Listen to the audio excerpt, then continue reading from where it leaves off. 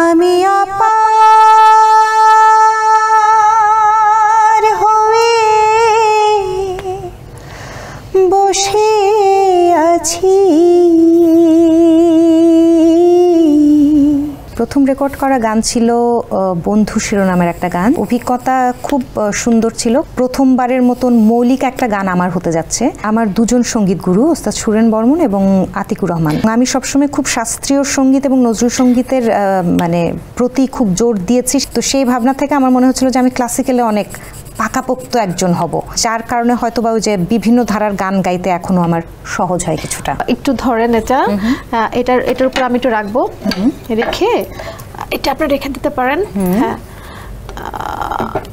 এটার পেছনে একটা পেপার আছে, কাগজ আছে। হ্যাঁ, এটা নিচে নিচে নিচে এটা নিয়ে আপনি দেখে দেখে একটা ছবি আর্ট করবেন, যেটা আছে এটা দেখে এটা।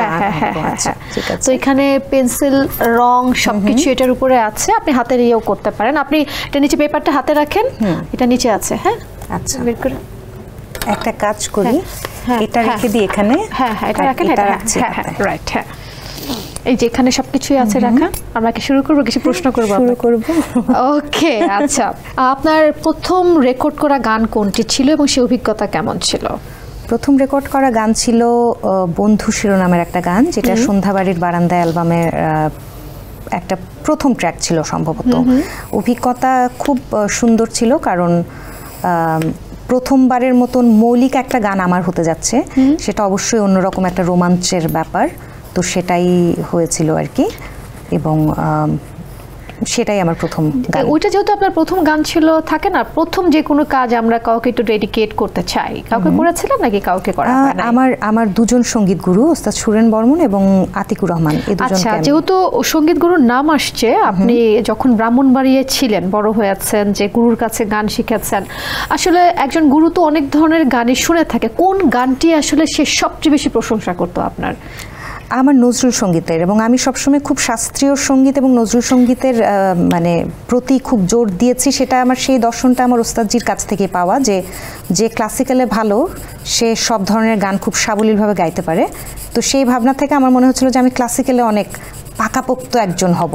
যেভাবে আমি নজরুল সঙ্গীতটা তখন একটা দীর্ঘ সময় আমি চর্চা করেছি, যার কারণে হয়তো বা ওই যে বিভিন্ন ধারার গান গাইতে এখনো আমার সহজ হয় কিছুটা। আসলে ওই সময়টাতে ওস্তাদ যে গানটা নিয়ে সবচেয়ে বেশি প্রশংসা করতেন, এই গানটা একটু আমরা দুইটা লাইন শুনতে চাই। পুতুল,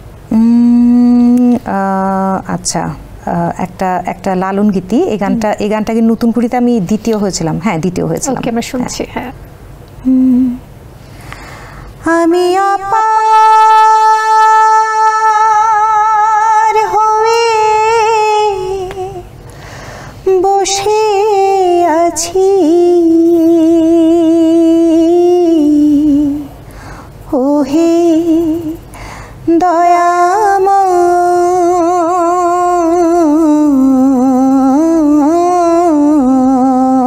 দয়াময়, পারে